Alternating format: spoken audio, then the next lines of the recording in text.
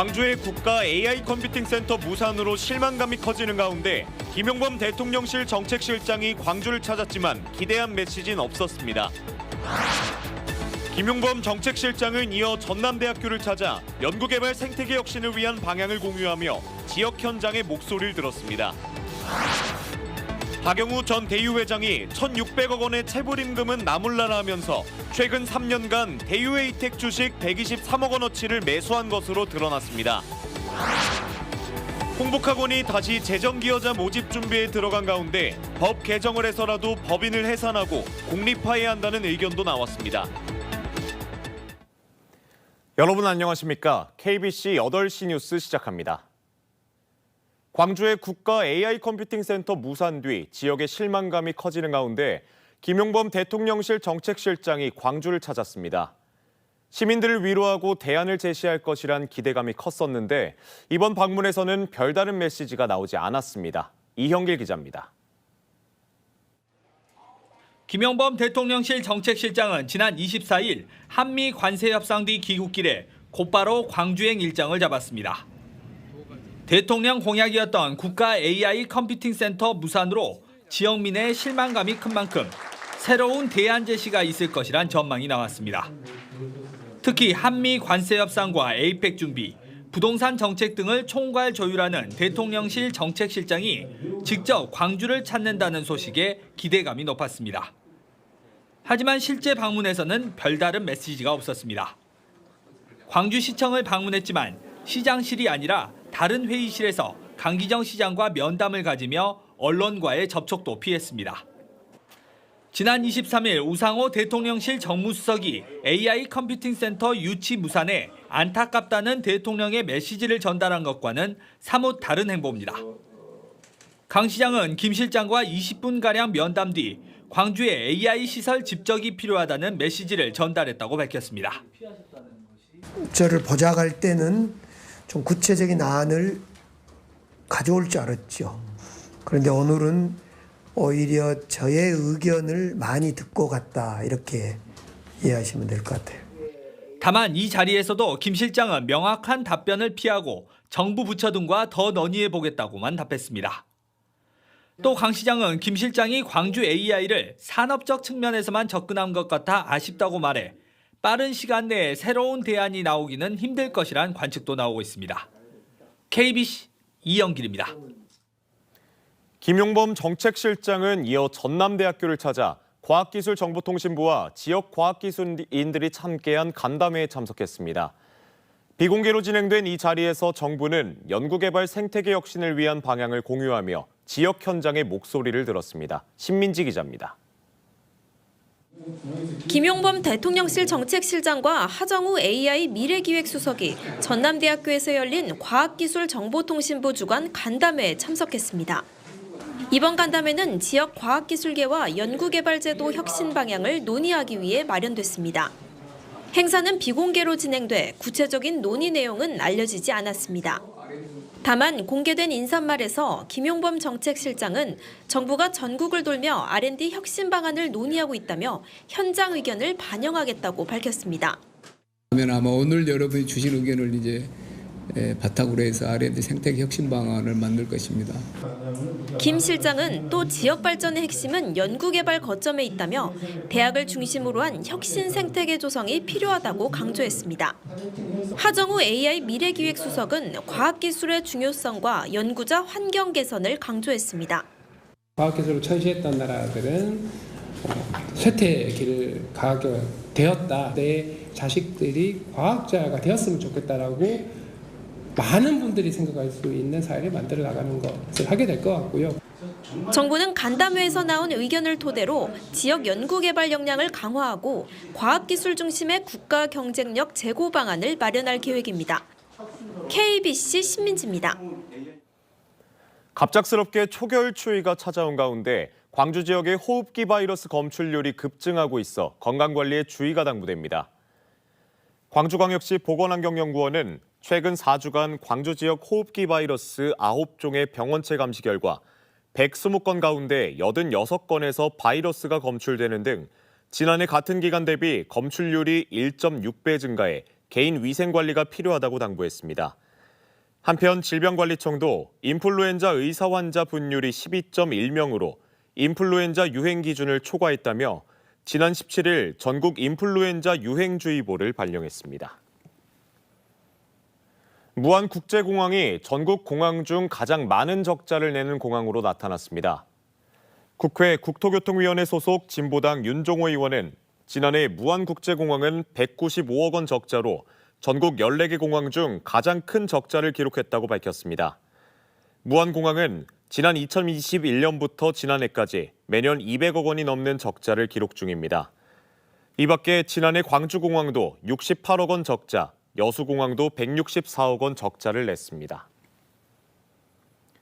지난해 전남의 합계 출산율이 1명을 넘어서며 전국에서 가장 높았던 것으로 나타났습니다. 호남지방통계청이 발표한 호남 제주 지역 인구 동향에 따르면 지난해 전남의 합계 출산율은 1.03명으로 전년 대비 5.8% 증가했고 전국 평균 0.75명을 크게 웃돌았습니다. 반면 광주의 합계 출산율은 0.7명으로 나타나 서울 0.58명, 부산 0.68명에 이어 전국에서 세 번째로 낮았습니다. 위기에 빠진 전복 양식을 되살리기 위해 전라남도가 전복시설 감축에 나섭니다. 전라남도는 지난 10년 동안 전복 양식 시설 증가로 생산량이 2.6배 급증하면서 전복 가격이 50% 이상 떨어진 것으로 보고 가두리 시설의 20%에 이르는 10만 칸을 5년 동안 줄이기로 했습니다. 이를 위해 시설 철거 비용을 지원하는 한편 국내 대표 식품기업과 협력해 내년부터 국산 전복으로 만든 프리미엄 전복죽을 출시할 계획입니다. 박영우 전 대유위니아 그룹 회장이 일가와 계열사를 동원해 최근 3년간 대유에이텍 주식 123억 원어치를 매수한 것으로 드러났습니다. 1,600억 원의 체불임금은 나몰라라 하면서 알짜 기업의 지배권을 강화한 것인데 국회에서 질타가 쏟아졌습니다. 정지용 기자의 보도입니다. 지난달 2일 보석으로 석방된 박영우 전 대유 위니아그룹 회장이 증인 신분으로 국정감사장에 나왔습니다. 박 전 회장은 광주 공장 등에서 1,630억 원의 체불 임금을 발생시켰고 이 중 1,268억 원을 변제하지 못하고 있습니다. 이런 상황에서 박 전 회장이 최근 3년간 대유 에이텍 주식 123억 원어치를 매입한 사실이 확인됐고 감사위원들은 자금원을 추궁했습니다. 전체 지분의 44.95%를 취득을 했습니다. 그리고 이 주식을 취득한 이 돈들이 다 어디서 났습니까? 위원들은 또 박 전 회장이 출연한 사제의 사용처에 대해서도 따져 물었습니다. 530억 원 중 440억 원을 경영 정상화에 쓰고 90억 원만 체불임금 변제에 썼다며 문제 해결 의지가 없다고 지적했습니다. 지금 체불에 대해서 임금 체불에 대해서 갚는 게 제일 중요해요? 아니면 경영 정상화가 중요한 거예요? 여기 불려 나오시는 이유는 임금 체불이 계속되기 때문에 그 문제 때문에 오시는 거지. 위원들은 골프장과 빌딩을 3,600억 원에 팔아 30억 원만 체불 임금을 갚고 나머지는 개인빚 갚는 데 썼다며 박 전 회장을 압박했습니다. 임금을 변제하겠다는 건데 그거에 대한 결정도 회장님이 못 하세요? 회장님이 할 수 있는 게 뭡니까 그러면? 죄송합니다. 감사위원들은 체불임금 변제는 나몰라라 하면서 본인의 재산 늘리기에만 혈안이 돼 있다며 정부의 강력한 대책을 요구했습니다. KBC 정지영입니다. 동남아시아로 출국한 뒤 연락이 끊겼다는 실종 신고가 광주 전남에서 3건이 추가로 접수됐습니다. 광주경찰청은 지난 5월과 9월 각각 베트남과 캄보디아로 출국한 뒤 연락이 두절된 40대 남성 A씨와 20대 남성 B씨에 대한 실종 신고가 추가 접수돼 기존 6명에서 총 8명에 대해 소재 확인 중이라고 밝혔습니다. 전남경찰청도 지난 9월 베트남으로 출국하고 연락이 두절된 30대 남성 C씨에 대해 실종 신고가 접수돼 총 4명에 대해 소재를 확인하는 등 수사를 진행하고 있다고 밝혔습니다. 전남 국제농업박람회가 개막 이틀 만에 3천만 달러 규모의 수출 MOU를 체결하는 성과를 올렸습니다. 지난 24일까지 멕시코와 캐나다 등 17개국 50개 해외 바이어를 대상으로 이뤄진 박람회 수출 상담회는 사전 컨설팅 프로그램을 운영해 맞춤형 지원으로 27건의 3,027만 달러의 수출 협약을 체결했습니다. 박람회 사무국은 리마인드 수출 상담회를 마련해 계약 이행 점검과 신규 바이어 발굴을 이어갈 계획입니다. 광주광역시가 코리아 그랜드 페스티벌 기간 동안 광주 상생 체크카드 결제 금액의 5%를 추가 환급하는 특별 할인 행사를 실시합니다. 광주시는 정부의 대규모 소비 진작 행사인 코리아 그랜드 페스티벌 기간인 오는 29일부터 다음 달 9일까지 광주 상생 체크카드의 기존 13% 기본 할인에 5%를 추가한 총 18% 환급 혜택을 제공한다고 밝혔습니다. 다만 구매 시 선할인되는 선불카드는 환급 대상에서 제외되며 북구와 광산구 일부 동에 적용되고 있는 특별재난지역 5% 추가 환급과는 중복으로 적용되지 않습니다. 설립자 이홍아 씨의 교비 횡령 이후 10년 넘게 임시이사 체제로 운영되고 있는 학교법인 홍복학원이 다시 재정기여자 모집을 위한 준비에 들어갔습니다. 일각에서는 사립학교법 개정을 통해서라도 법인을 해산하고 공립화하는 등의 방안을 찾아야 한다는 의견도 제시됐습니다. 정경원 기자입니다. 대광여고와 서진여고가 속한 학교법인 홍복학원 임시이사회는 지난달 재정기여자 모집에 나섰지만 결국 접수를 받지 못했습니다. 학교 정상화가 지연되면서 학생들과 학부모, 교직원들의 불안은 갈수록 커지고 있습니다. 토지 소유주가 학교 통학로를 가로막는 문제는 언제든 재발할 수 있고 학교 시설 개선도 기약 없이 미뤄지고 있기 때문입니다. 학교의 미래와 안정적인 교육 지속 가능성에 대한 근본적인 불안감이 증폭되고 있으며 학부모들은 이 사태가 장기화될까 봐 정말 우려하고 있습니다. 홍복학원 임시이사회는 2차 공모를 준비하고 있습니다. 설립자가 채무 상환의 의지를 보이지 않고 학교 학과 개편 등의 비협조적인 태도를 보이기 때문입니다.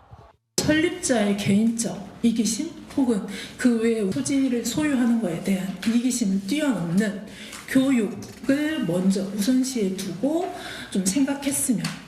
일부에서는 사립학교법 개정을 통해서라도 공립화나 밀립화 등의 방안을 찾아봐야 한다는 의견도 나왔습니다. 법이 없으니까 불가능하다라는 지금의 논리를 좀 더 적극적으로 해석해서 법령을 개정해서라도 이러한 것들이 좀 현실 가능하게 만들어야 된다고 생각을 합니다. 정상화 추진위는 2차 모집을 앞두고 지역 정치권과 교육청, 시민들의 관심을 호소했습니다.